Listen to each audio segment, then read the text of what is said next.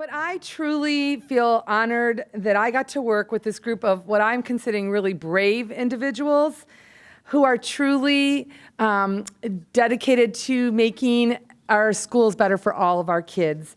And when we are hearing about transformational ideas, I think that our committee has one that may be so transformational that it may really put the hackles up on some people, and I want you to embrace it. And as we said in our meeting this morning, it's sometimes fear when something's changing, and fear comes off in a defensive, and we want you to embrace the fear and move forward because it's going to be the best for all kids. The interesting thing about our committee is that we did not have to break into smaller subgroups because we were so focused on our one transformative goal. And so I'm going to invite, well, first of all, let me just point out everyone on the crew here. So John Harmon is our board person, and then Hunter Carter is our student rep, Carrie Boyd from the Superintendent's Association, Commissioner Davidson from Health and Social Services, Liz Medicine Crow from First Alaskans, the Executive Director, Representative Chuck Kopp, thank you, and then some parents. We have Kathy Comack, and then Geraldine, I have it here, Geraldine Kelly, I go by first names, and then Tiffany Jackson, who's from the Association of Alaska School Boards, and I just have to do a little extra rah-rah for Tiffany. She's the first Alaska Native American Indian to sit on the National Association of School Boards. So Tiffany, we're so proud of her for representing us on that national level, the first one ever. And then we have Kathy from AML on our committee. So I'm going to turn it over to Chuck and Liz at this time to share with you our work.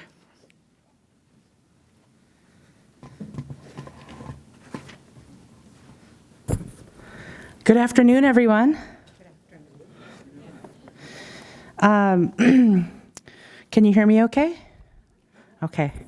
Guneshish Hawa for all of this time that we've spent together the past 6 months working on this really incredible initiative of the Department of Education and on behalf of all of Alaska. And it's just been wonderful to work with our committee. We've had some really engaging dialogues, and we've met some really incredible people along the way.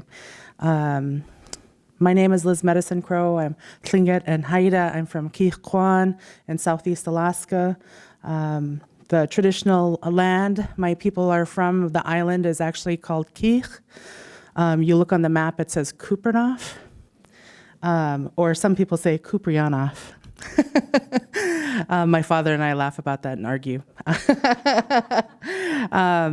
And it's a real honor to be here and to be able to stand on behalf of our committee and share this time with Representative Kopp and be able to tell you what our group's work did.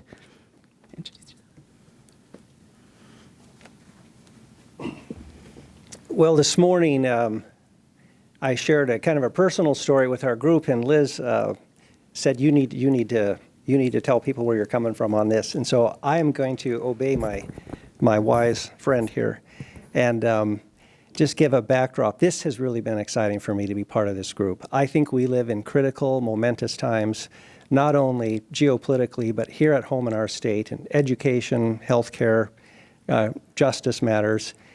And we really now have an opportunity in front of us that 3 or 4 things have come together that simply would not be possible before. The reason why I'm so excited about it is my father grew up in China during the Second Sino-Japanese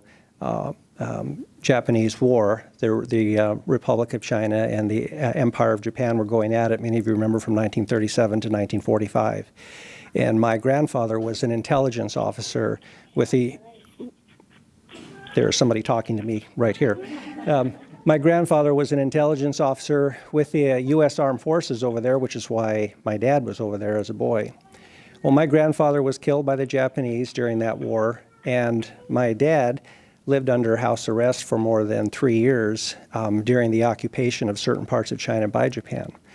And one of the things that most impacted him as a child was when the Japanese took the children away from home for 9 months to a state school, what they were bringing on.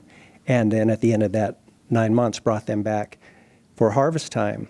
And Dad said that nothing broke the heart of the Chinese people more than in the fact that 9 months, the state had turned their children against them. And how that happened is they had saved up some rice to celebrate when their kids would come home. And when their kids came home, the extra ration of rice was forbidden, and they reported their parents, and then all kinds of bad things happened. It was a very violent time. And he came to Alaska in the Air Force, and was an educator for 40 years here in Alaska, most of it in rural Alaska.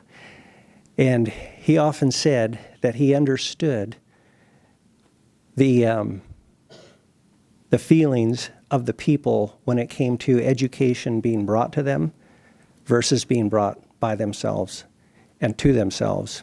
A Eurocentric model of education versus a model of education that is responsive to the people. And I feel it goes without saying today, probably to everyone in this room, that there's no more powerful way for an education to be culturally responsive than for the culture to bring the education. And we see in Alaska that a poverty of outcomes in education, a paucity of public funding, and strong progression of tribal-state government relationships over the last 5 years have now made it possible for government-to-government compacting, state and tribes, that simply has not happened before. We have educational outcomes that are between 6 and 9% proficiency in math and the language arts in most of the schools that would be affected by the option of tribal government compacting. And it's an outcome that none of us here want to try to defend. And we have an opportunity now that this group that I'm so proud to be part of came up with to say, let's see if we can do better under a model that has proven itself in multiple other states, Washington, the Southwest states, Arkansas, Mexico, I'm not Arkansas, but Arizona, Mexico, and others, and have better outcomes. They care about their kids more than we do. And I truly look at this as a sea change in education in Alaska, where we can get at some of the ownership that is required for success to occur. I have some more things, but I want to take turns with Liz here, and just fill in as necessary. But that's my personal perspective and where I'm coming from. Thank you.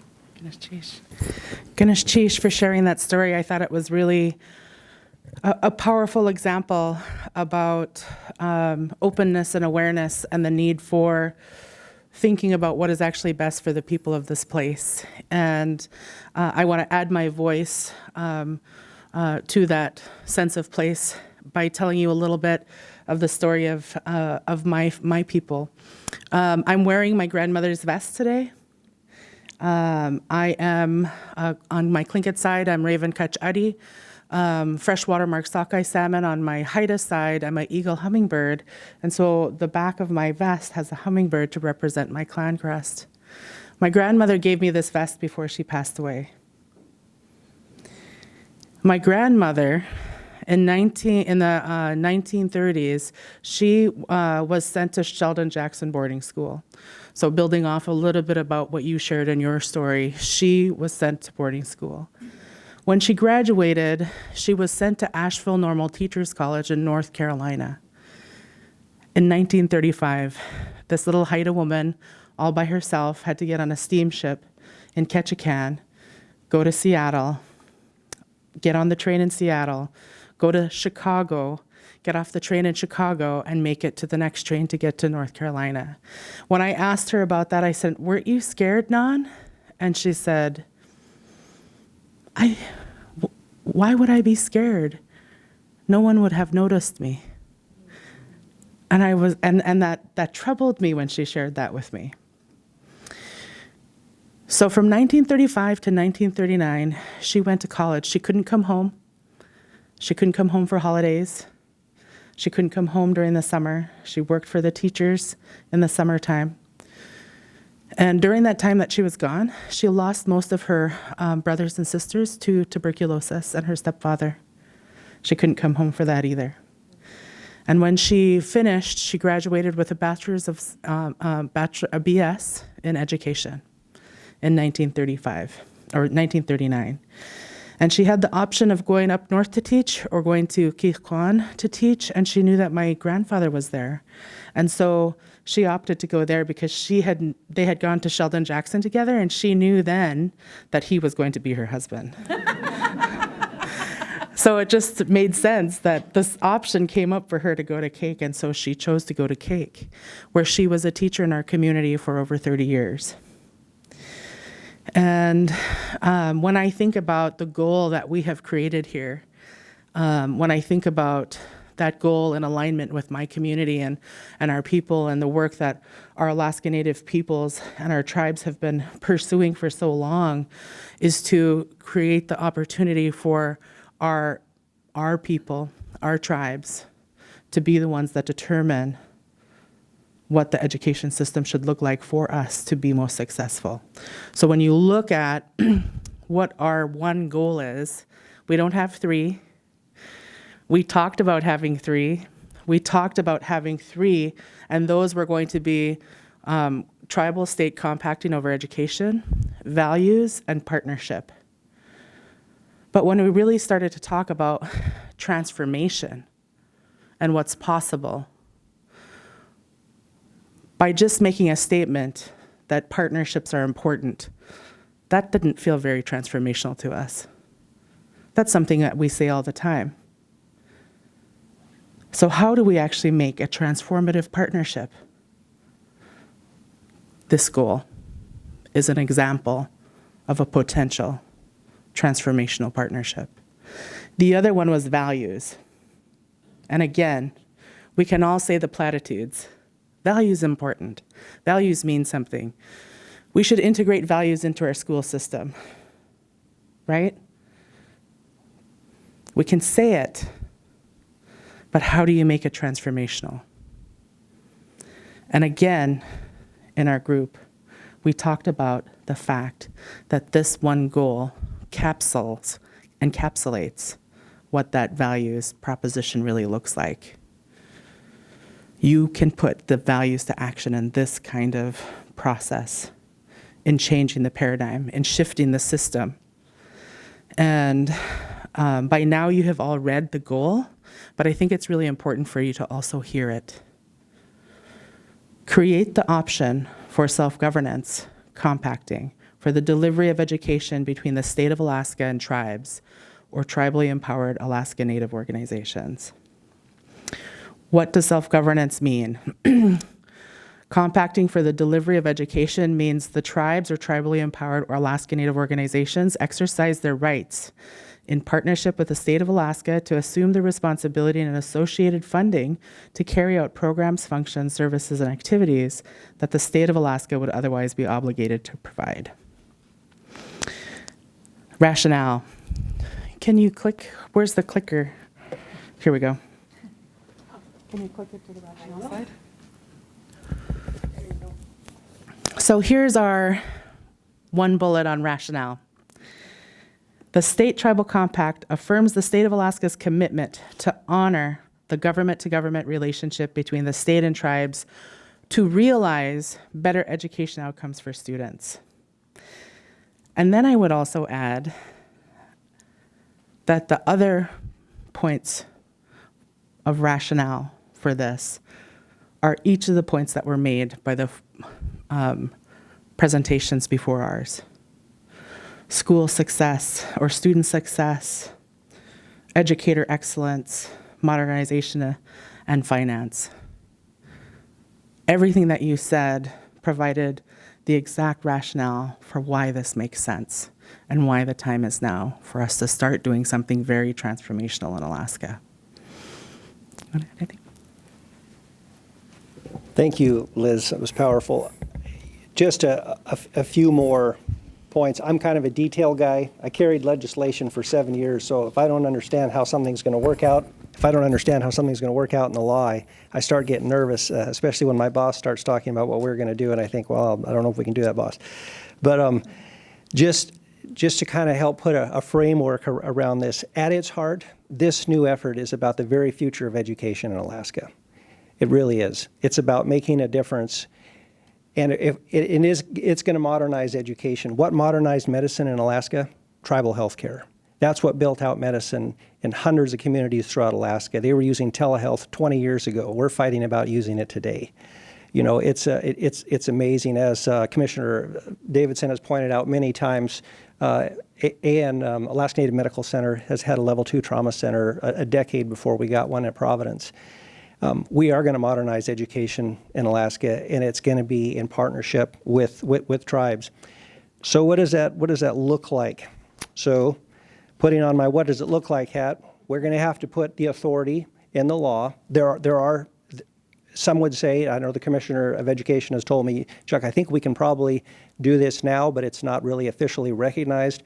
We need to look at putting this authority in statute, making it clear that we've established the authority, the purpose, the definitions, the policy, the application, how that process looks, the approval process, the timeline, looking at things like the timeline for startup, for renewal, what do you look at for technical assistance and support, evaluation and effectiveness, what kind of assurances and accountability, things like that. But some of the things that are going to be transformation is every tribal school, this is optional.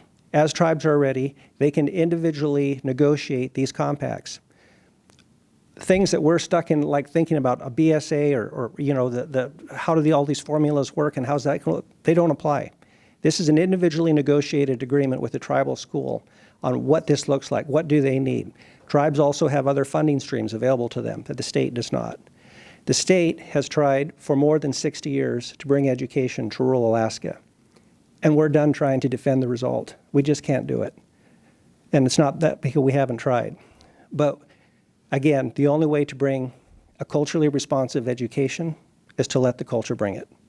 And we are off to the races on this one. And I look forward to just being part of the process.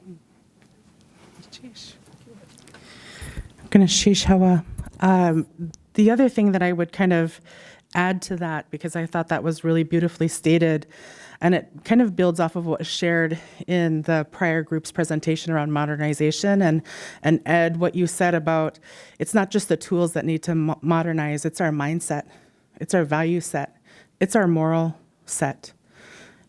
Is Alaska prepared morally to really put children at the center? And so if we had to utilize the pathway you defined in the prior presentation, you said we stepped back from thinking about it just from a money standpoint first, and we said what's actually best for kids. So what would it look like if we actually put children at the center and we built a system that actually lifts up the student? And we know that in our Alaska Native communities, as the representative shared, our health system is vibrant. It's a world-class system. People travel from across the globe to come and see how that system is delivering healthcare. And everybody gets served in that system. Everybody is lifted up in that system. And we also know, after years of the system failing our children and our communities, that when we actually value those closest to the place that they will deliver the systems, like we have in tribal health, then those systems are immediately accountable for change. They're immediately accountable to their community. So a lot of the things that you see in the centralized system we currently have is the inability for the system to be responsive and accountable to the provision of services and the provision of education to our kids. But when we allow the tribal government and their power and authority and the state government and its power and authority to come together and actually crystallize their mutual responsibility to the people, that is transformative. What do we need to do? We need to get out of our own way. We tend to think from a moral standpoint based on our own beliefs and systems. But what brought us into this room is an acknowledgement that the one that we have isn't working. So how do we actually create something that is responsive enough, that is brave enough, that's courageous enough to reflect the spirit of what this place can and should be. And so I'm excited to be part of it. I'm excited to see what the state board will do with this and the commissioner. I'm excited to see the next presentation because everything that was shared before made the case for this. At First Alaskans Institute, we say, what's good for Alaska Native people is good for everyone. When we look at the statistics right now across the state, in the cities or in the villages, what is it that we see? We had a question posed in our group. We had hard conversations. A question about, will this be just another separate but equal kind of situation? And in that conversation, we said, it already is, except it's not equal. Look at the outcome. Don't be held back by fear or moral objectivity. Think more about what's possible in the outcome when we shift from a system that we have, that we all agree, that's why we're all in this room, isn't working, to something that has the potential to transform not just our Alaska Native community, but the state, in the same way that the tribal health system has transformed healthcare delivery for all Alaskans in this state. Ganesh Chish.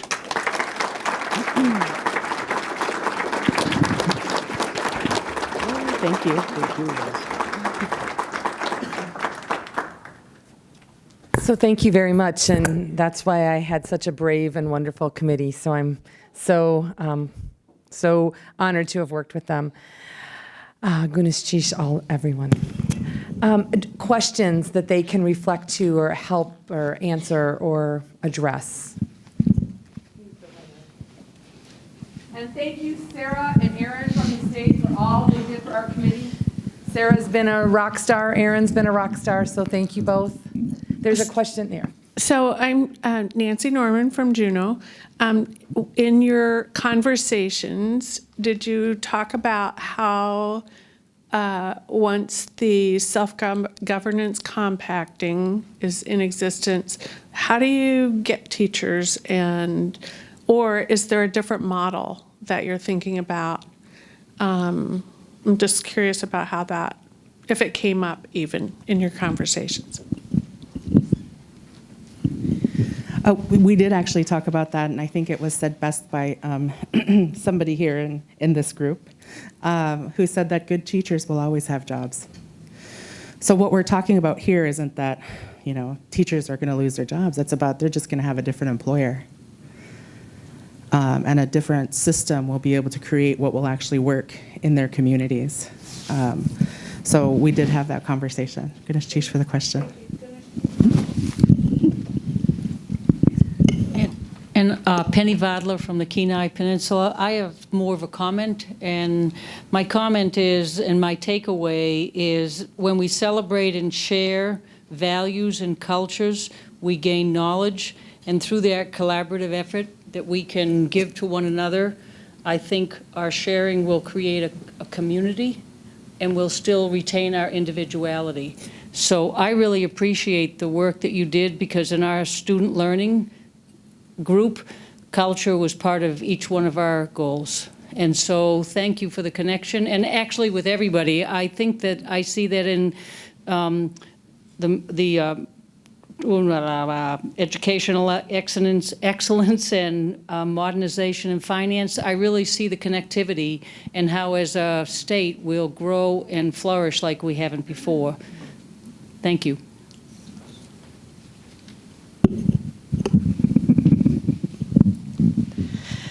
Hi, I'm Posey Boggs for the Alaska Reading Coalition. And first, I just admire the work that you've done and the goal and the rationale. I think it's wonderful. I see the partnership equal between the self-governance of the tribe and the Department of Education. I love that I can see that as a very collaborative, integrated outcome. Constitutionally, I wonder, in the Moore case and the Gleason decision, the legislature was held responsible for the system of education, and I just wonder how you would be integrating that in the collaboration. And I hope I made, I'm sorry if I don't speak well on that.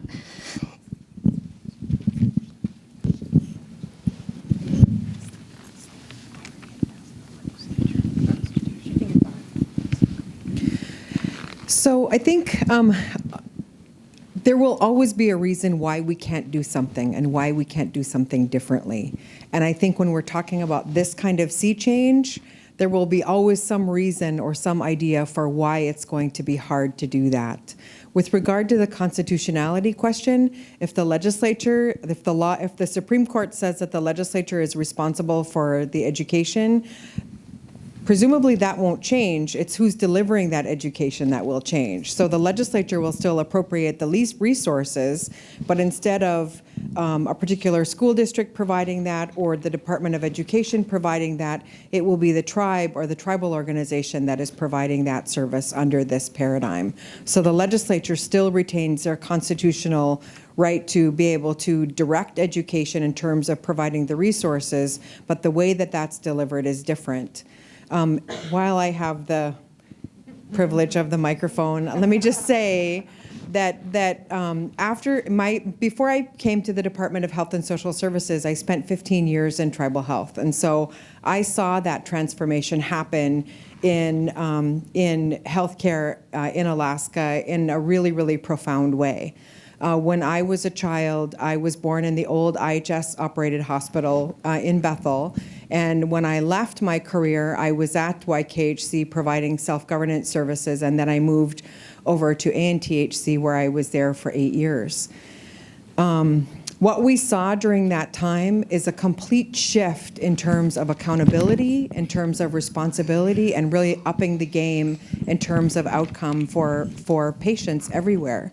I can say that it used to be our lifespan. Somebody asked me recently, why aren't there more long-term care services in tribal communities?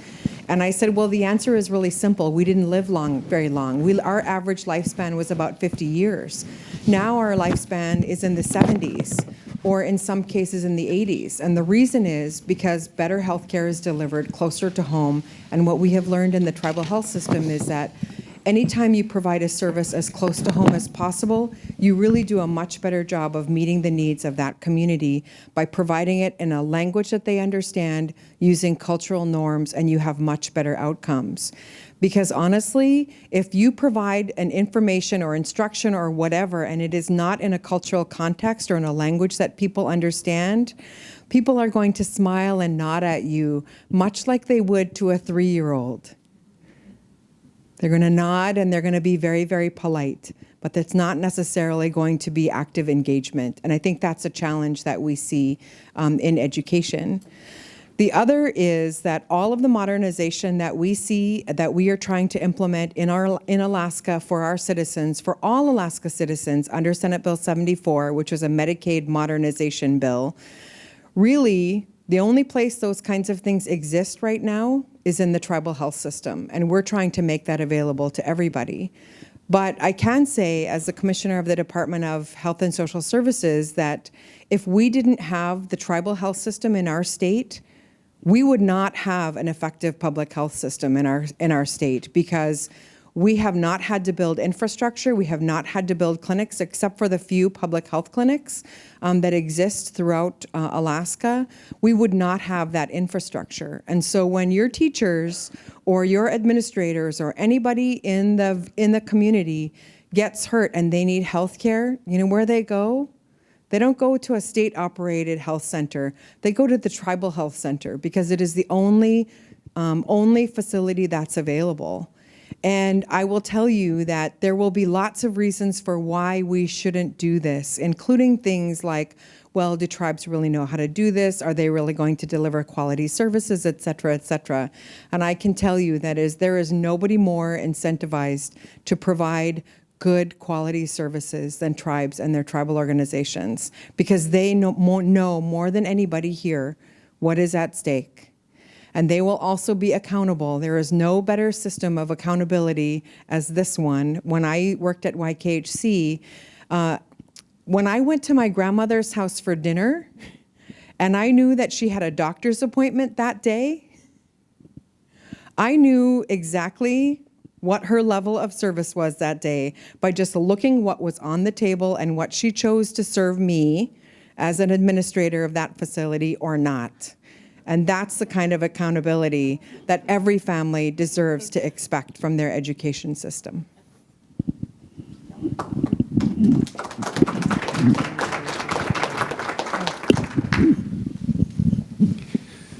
Well, we talk about thinking outside the box. You people are in a whole nother level of outside of the box.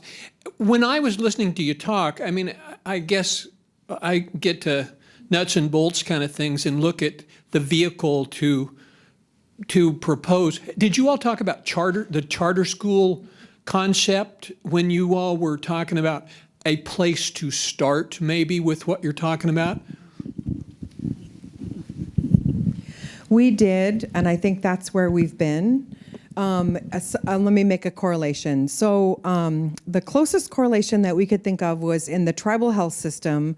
Before tribes did compacting, they also contracted for services. And still, even after contracting for those services with the federal government, they still moved beyond that to compacting, because what compacting provides is more autonomy, more control, and more resources from beyond just what's available there, because tribes and tribal organizations are eligible for other grants and other opportunities that the state of Alaska isn't necessarily available to it. More resources were actually brought to the communities to be able to provide those services. So yes, starting with charter schools, great first step, but we're already past that. We've done that already. We've had charter schools. So we're taking the next leap forward, which is compacting. Keith Hamilton, State Board of Education. When we asked you to come up with something transformative and new, you have done that. Great job. So in one of your slides, you talked about accountability, and I've already heard the Hess Commissioner mention that, but do you have some more specific examples of how moving in this radical transformative move over to ownership, what would you do to make sure that accountability was in place for the many things that are required of our state's education system? I think the place that I would start is this. It feels radical. It's not.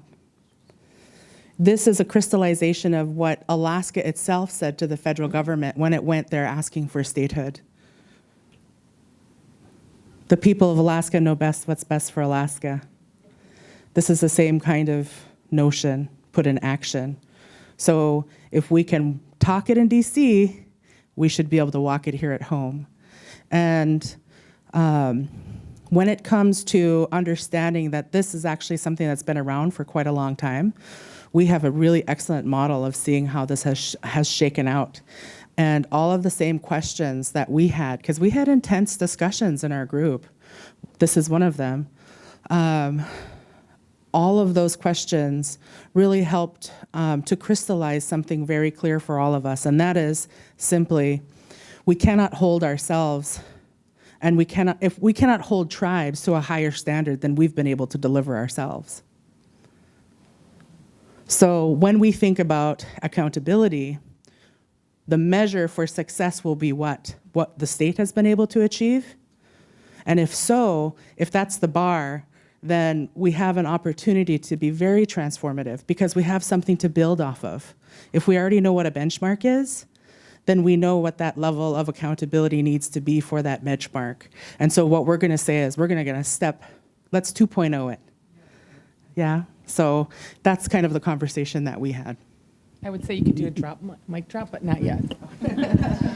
So you've gotten to hear from a few. Can we, in essence of time, could each of the rest of the board members just give a word or two of how they're feeling as we leave this room today? And Carrie, I'm going to pass it right to you. When I first took part of this discussion, I wasn't sure where we were heading. We had more than one. We had Timmy facilitating. We even had Jerry. We had to bring in the big guy and Norm. But when it all boiled down to it, we were looking at our students and what do our students need and what can we do for them.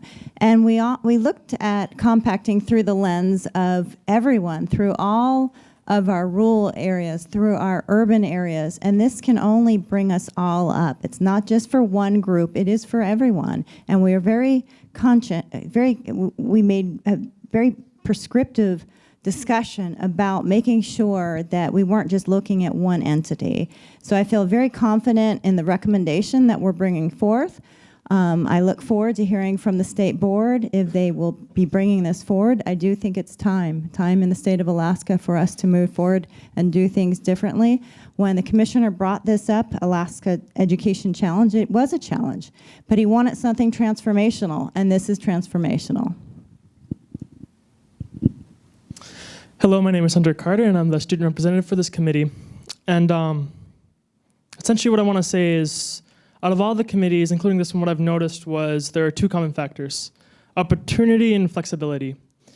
And so as a student, I feel like a very important student value is respect. And so if you give a community the flexible opportunity to take hold of their own education, the students, the parents, the families, and the community will all have respect for that education, which will increase success. And so even if only a portion of what all of us have accomplished today actually, turns out to be a success, that's a lot. And I'd like to also say, what we're also doing is we're showing people of all levels, whether it be at the State Department level or at the ASB or student level, that we already have certain opportunities that we weren't aware of. And so, in my opinion, realizing you have an opportunity is just as important as granting one. And we've done both those today. And so, the last thing I wanted to say was, all of you say, we're doing this for our students, we're doing this for our kids, we're doing this for our communities. What I'm hearing is, you are all doing this for me. And so I would like to personally thank you for all the work you guys are doing for me, for Lillian, our other student representative, and just, can we all have a round of applause for all the great work you guys have done? Thank you guys so much for everything. Thank you. Excuse me, my name is John Harmon. I'm on the State Board of Education, and I was extremely impressed with this committee. I'm one of the co-chairs, but the knowledge, the insights, the discussion, it was truly amazing, and again, it's transformative. I'm very excited about it, and I support it 100%, so I'm looking forward with moving forward with the discussion with the State Board tomorrow. Thank you. Jump over to Kathy. Okay.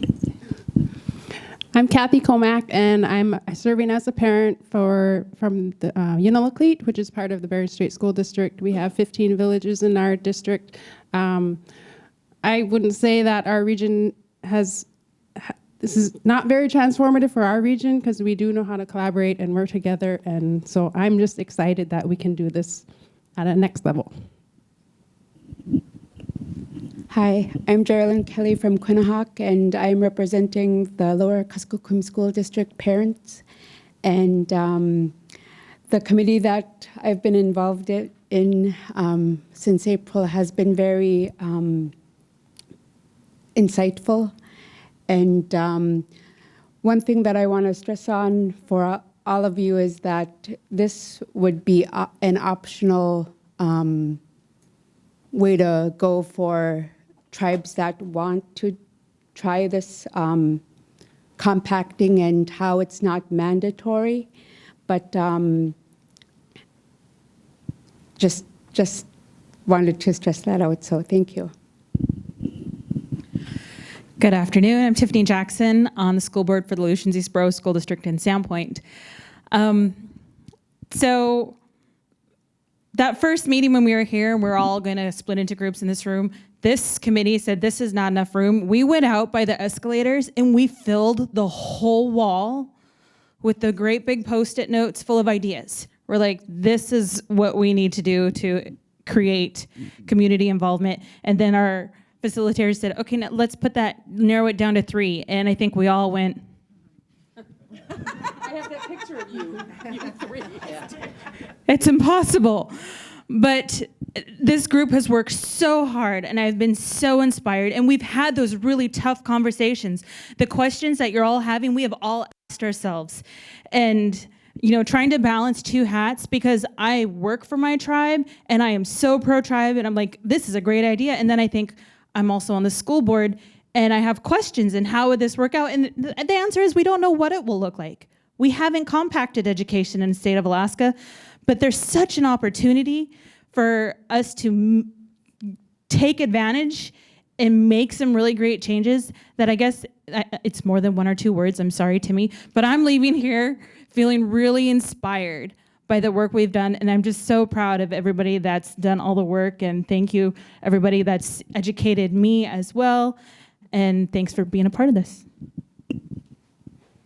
I'm Kathy Wasserman, the Executive Director of the Alaska Municipal League, and I'm probably one of the ones who had a lot of questions.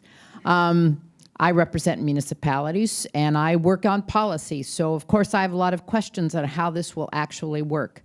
But having a 6.5-hour plane delay made me miss a lot of the stuff this morning, and I know the group met, and I was very happy in the way they kind of coalesced the whole thing, in that some of the partnership and the values are important, but they sounded a bit to me like Miss America wanting world peace, and I'm glad they put it into a workable system, and that made me very happy. And then after listening to Liz, where I'm teetering on the fence, I think she kicked me off the fence quite a bit, and there's not one of us here who can say that our education system has been totally successful, and at this point, we need to do something. So I'm willing to put work in to make sure that we take a good, hard look to see if this is the answer to make our education better. Thank you. You can see why I love this committee. Thank you all. Thank you all. We really appreciate all the hard work.